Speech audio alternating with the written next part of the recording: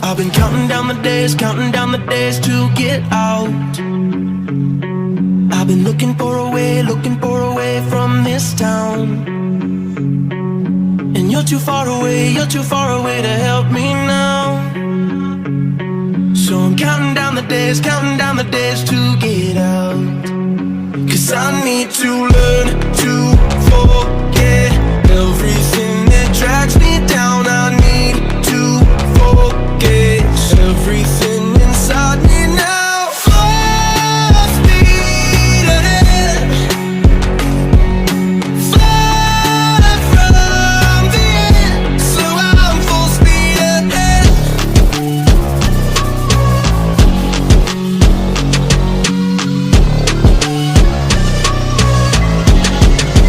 Full speed ahead.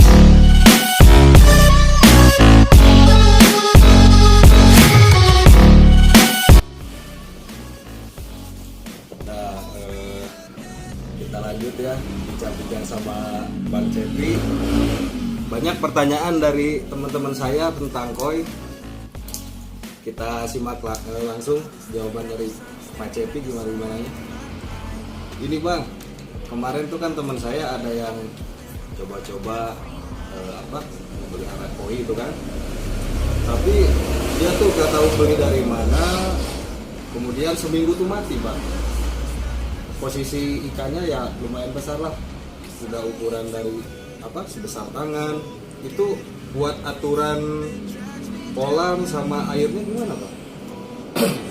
Bagusnya Mungkin saran ya buat teman mungkin. Kalau kita ingin memelihara ikan koi, untuk kolam, misalkan kolam filter yang kita dahulu itu kita harus bisa merawat airnya dulu.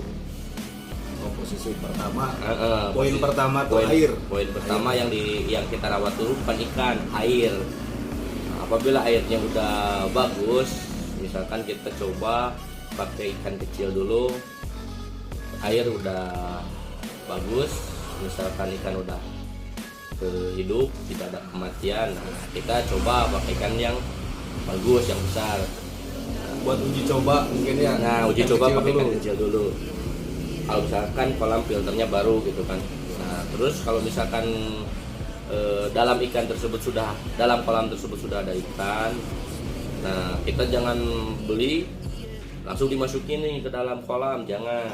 Kita harus ya, kalau misalkan saya pribadi harus punya kolam fiber buat karantina atau akuarium bisa. Jadi ikan dari pembelian yang baru itu masukin dulu di karantina dulu, adaptasi. Nah ya adaptasi bisa kan, soalnya airnya kan bisa beda kan, air dari pH air dari kolam ikan tersebut berada sama air dari kolam milik atau pembeli atau milik saya kan beda gitu kan.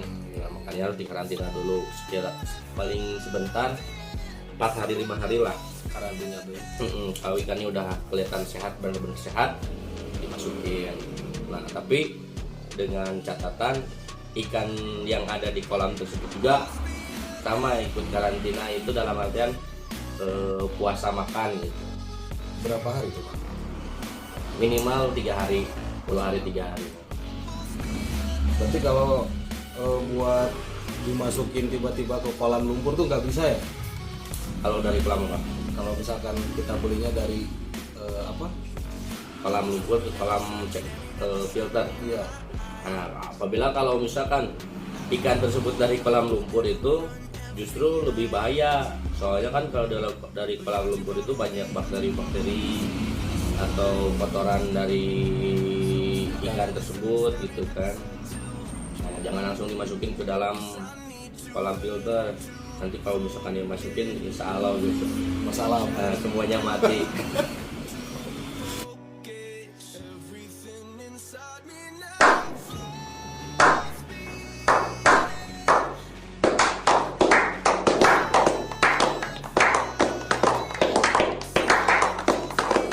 Untuk ini Bang,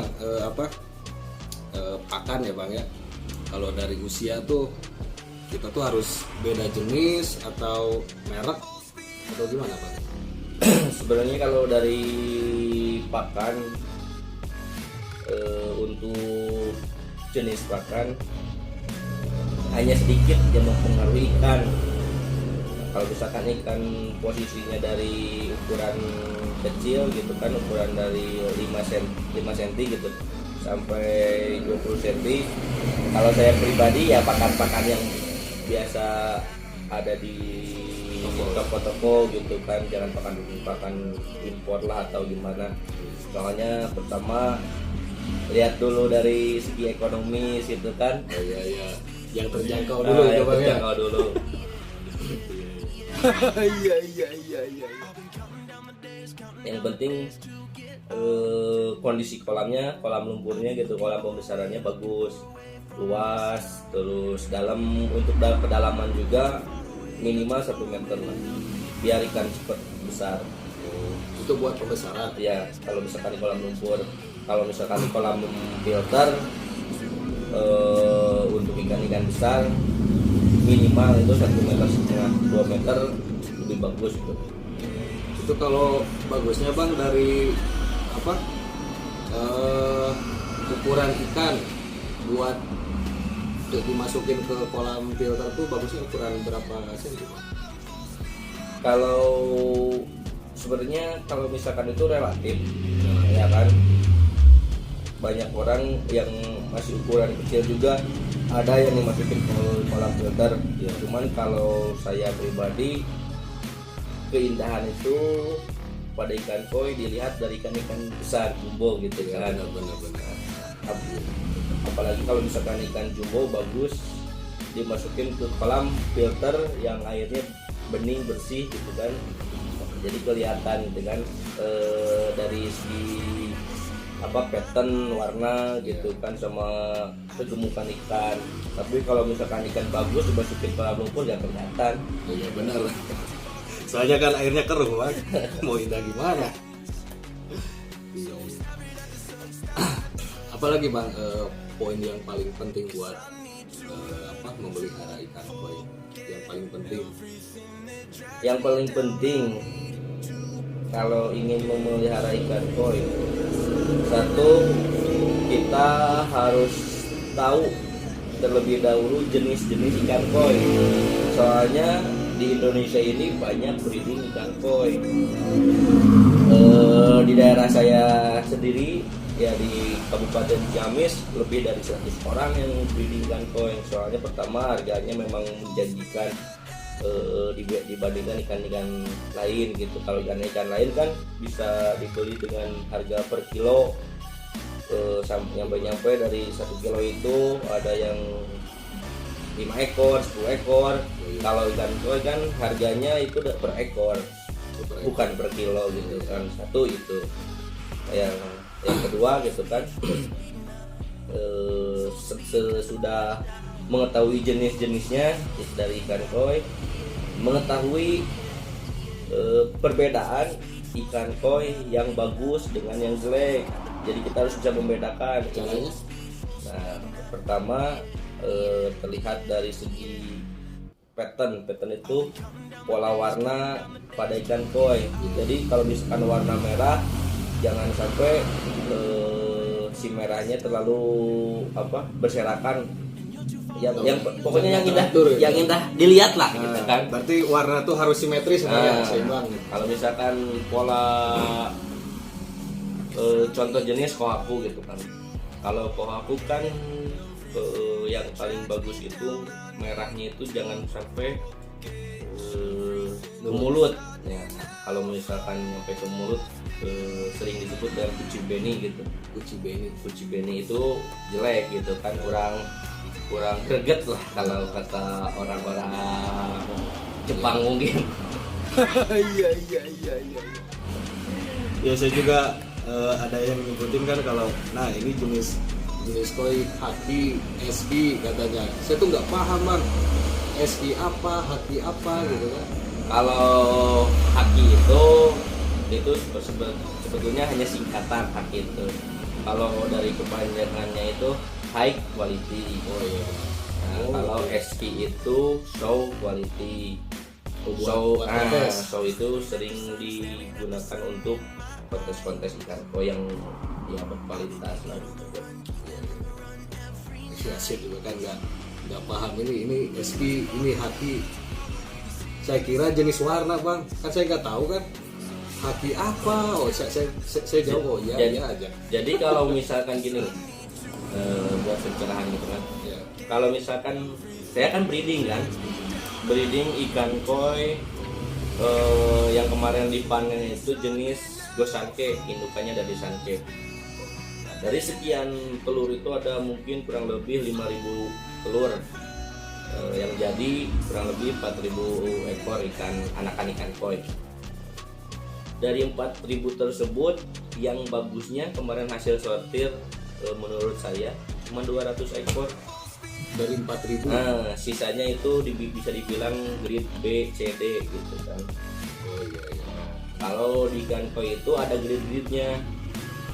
Grade E, D, C, B itu mungkin grade jelek lah. Bisa kalau ikan kan makan ikan koi mahal itu karena dapetin ikan yang bagus itu susah gitu kan. Soalnya kan dari 4.000 telur itu yang bagus punya saya kemarin hanya 200 ekor gitu. Itu juga baru sortir pertama gitu kan. Nanti disortir lagi udah besar, diambil lagi yang bagusnya. Oh jadi sortirnya sering? Sering. Kalau dari Gosanke itu minimal kita 3 kali sortir sampai dapat ya yang kualitasnya grade A, grade SQ sama high quality. Berarti dalam jangka waktu berapa bulan? Nah gitu. Kalau misalkan ikan polosan yang tadi di review di belakang itu nggak ada grade-grade-nya gitu, nggak ada ikan dengan istilah kalau orang Indonesia bahro gitu kan, ya yang disebut sebenarnya bukan sebutan bahro sih, grade-nya BCD gitu, jelek gitu kan. Tapi kalau orang Sunda itu enteng gitu, bilangnya bahro udah gitu.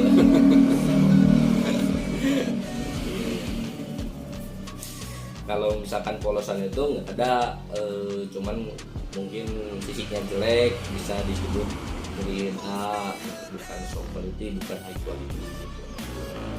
Jadi saya coba ya, soalnya punya indukan, pertamanya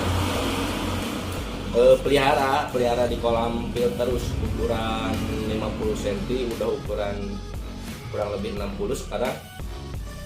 Gendong telur betinanya, daripada saya buang telurnya mubazir, saya coba gitu kan, dibawa ke kampung, dibawa ke sini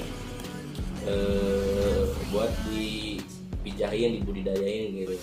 Tapi ternyata setelah lihat anak-anak saya sekarang seru juga gitu, kan lumayan lah gitu. Nah mungkin untuk pemula seperti itu penerangan dari Bang Cepi buat perawatan dari ikan, air, ya seperti itulah proses yang baik buat pemula ya. Jadi jangan asal-asalan. Nanti kayak teman saya tuh kemarin seminggu langsung mati semua Pak. Dikiranya mudah, yang penting airnya jalan gitu kan. Kalau ikan koi itu sebenarnya mah enteng kalau misalkan kita udah memahami dari segi karakter, terus memahami dari segi kualitas air, gampang gitu. Seminggu juga nggak dikasih makan, kita misalkan seperti saya gitu kan, kerja 15 hari, 10 hari atau seminggu nggak pulang, nggak dikasih makan, malah ikan tersebut makin sehat gitu. Kalau misalkan dari segi air sudah bagus gitu. Karena kalau jenis ikan koi itu kalau misalkan sering dipuasain itu ikan tersebut malah makin sehat. Oh gitu kan? Iya. Soalnya nanti kan ikan koi tersebut jadi nggak ngeluarin kotoran gitu. Jadi air itu bagus, sehat gitu. Berarti ada fase puasanya Bang. Nah, cuman kalau kebanyakan puasa ikannya kurus. Itu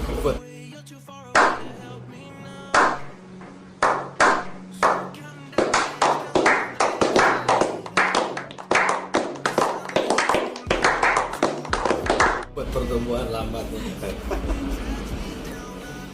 Ya mungkin itu dari Bang Cepi. Makasih buat kesempatannya saya bisa kesini Bang ya. Sangat terhormat meluangkan waktu mereview piaraan Bang Cepi ya. Sekarang Koi mungkin kalau ada kesempatan lain Bang saya main ke Ciamis lah. Main ke Ciamis. Di Ciamis katanya banyak burung kualitas pastinya ya. Makasih Bang penjelasan dari Abang, mudah-mudahan bermanfaat buat pemula ya untuk budidaya atau perawatan koi. Ya mungkin segitu dari saya sama Bang Cepi. Kita ketemu lagi di lain waktu. Every night, but you're too far away.